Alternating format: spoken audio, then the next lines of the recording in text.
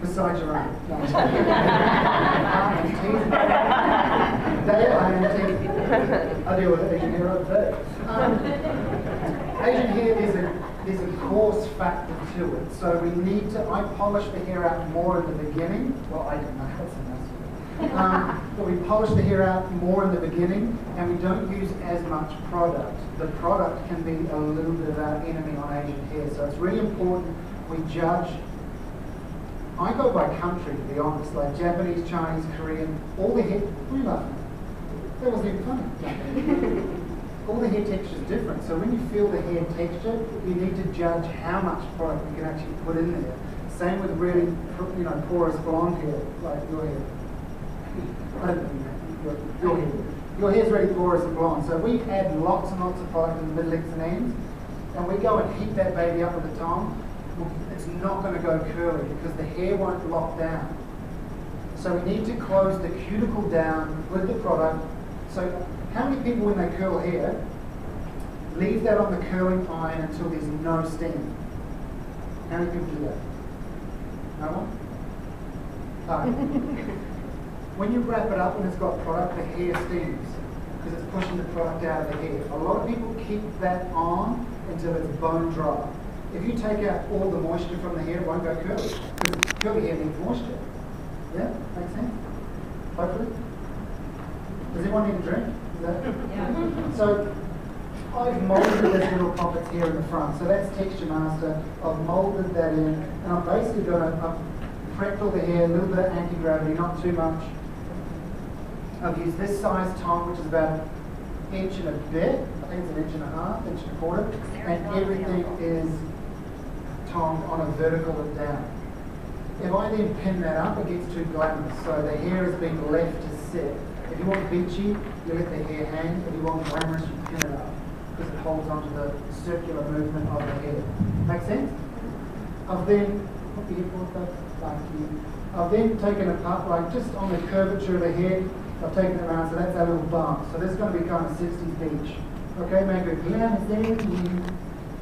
Those earrings are going to be awesome. I know we don't have our visuals, but what do you see happening in fashion right now? I know you just said 60s beach. 60s is what you're seeing now. 70s Rod Stewart type of thing. That is what for me is where it's going. A lot of haircuts are coming in. I'm going to show you in a section a bit further in. Who's done our education so far this year? Have all you guys seen Natalie and all the guys seen all the education? So the educational looks that we're doing are all short. How do we make long hair short? All hair at the moment is short. It's all got fringes. It's all, really short, pretty, a little bit kind of wet, a little bit grunge. So that's sort of 60s grunge or glunge. So for me, I'm trying to make things a bit more 70s now. So for me, hair texture is just changing that a little bit more. I think it's really important to see what is happening and then figure out how you're going to change it. A lot of people just sort of look at what is happening and that's their whole inspiration, and then they never change until they see something 3 or 4 months down the line. Whatever you see is what's happening, and then whatever we're doing, like on the catwalk and photo shoots, is 6 months ahead. So until it's in a magazine or on a celebrity, it doesn't kind of become cool. So I personally think once I see it, once it's on a catwalk, I kind of do it for maybe a month and then move on as fast as possible. Because then I kind of don't like to try and spend my whole life copying hair. That makes sense?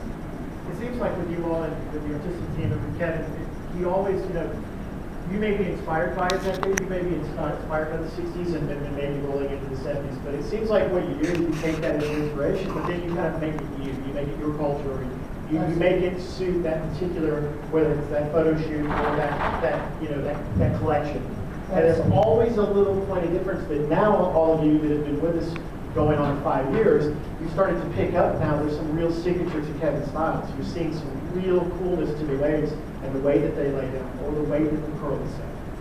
You're picking up on that now. And that's definitely something that they work really hard to do, Yeah. to create a real signature. I mean, it's easy. If I see a picture in a magazine and I really want to do it, I copy it. I love copying here that I see because it allows me to figure out how to do it. So copying, I think, is a really good thing to understand how to then do it my own way. People go, oh, you can't copy, that's not what you're doing. It's like, how did you learn how to do a bowl? You copied it till it was perfect and now you cut it with your eyes shut. This stuff's no different. I mean, I could set this exact same models here 50 times and it's never the same. Could be the angle, could be the amount of product, could be moisture in the air. So you can never truly get what what you think or what you want. So copying and doing something over and over, I think is a good thing. So I'm just going to use session spray with some warm air first. So it's a pretty simple little look. I've kind of built it already. I kind of didn't want to do this on stage just in case she looked like I slapped her in the face with a fish. So because there's so many looks to go through today, I kind of wanted to talk about inspiration as well with a few rather than just, doing here. Has anyone been on stage for 3 hours with 6 girls and trying to fill in time? Felicity, David? That shit is not easy. I normally do 2 hours max, do 2 girls, and go, and that's it. We rarely get you, Carl, so that's okay. So the reason why I push it into the hair is because it starts to texturize for me. I really wanted to show you guys Super Glue, but Super Glue is a hero product for white box, and Kevin would shoot me in the face. So I'm going to kind of keep away from a few hero products, just so you're not bored by October. So sometimes for me, a lot of hair that I do, these are my best weapons, but so is this. When you're on a shoot, if you touch and place hair too much, in a picture you know someone's touched it and placed it. So a lot of the time it's purely just instinct, a little bit of air, and you grab it, move it, and that's when I'm done, So now I've gone on to some cold air.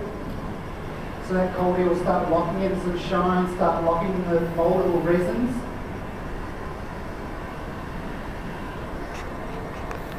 So this is going to build our texture and shape.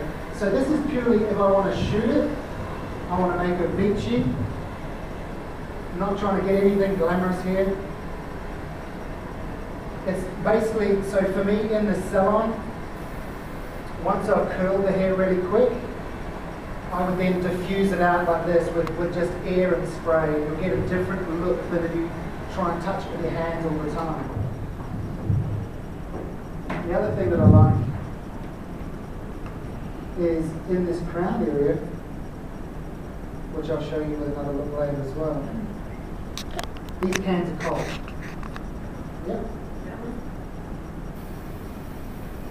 So we mold the hair on cold cans. So when we do glamour blow dries and all that sort of stuff, that top area, if you spray it underneath, put that cold can in, put that Nicole can in, if you put that Nicole can in, it's going to help build that volume for you. So I'm going to look further down. I'm going to be using the can to mold a lot of hair. So it's just some fun little tech notes. So because it's 60s, we're going to pull that crown.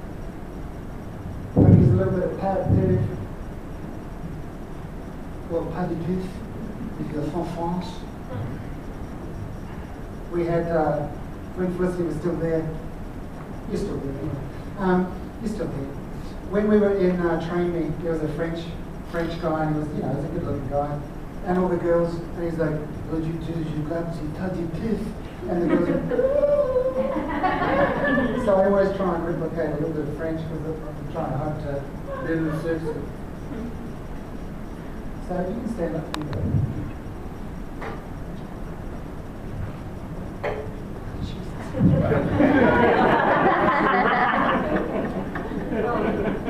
Working on the ends of the hair now, Carl?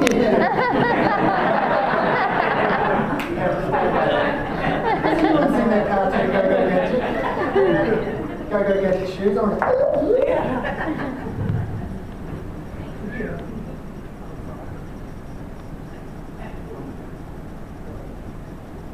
really visible. So those earrings you can see aren't my best friend. But if I was shooting it, obviously you would.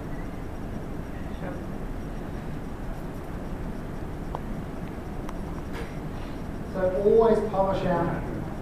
The biggest thing for me that people don't ever keep clean, even if your hair's messy, you have to keep necks and hairlines clean. It doesn't matter what you're doing.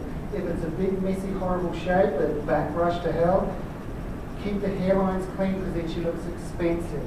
The biggest thing for me is people forget. Good damn John. The thing people forget is, do you want the hair you've just spent hours on? Doesn't matter if it's messy, doesn't matter if it's glamorous.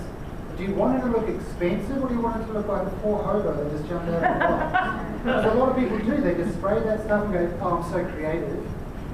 Does she look expensive? Could she put any dress on? Does she look amazing? And that's the biggest thing for me, is people don't think about those things.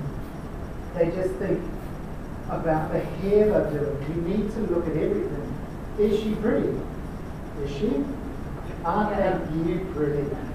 So, I mean, that's the biggest thing for me. So when she walks, with these damn earrings in, the biggest thing when she comes out onto a catwalk or she's about to get a picture taken, that's what I want to see. Does that make sense? And then what we can do...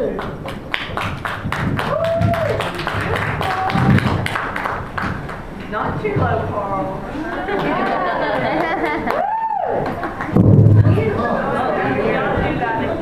I won't do it again. Right, babe, thank you very much. So there's sort of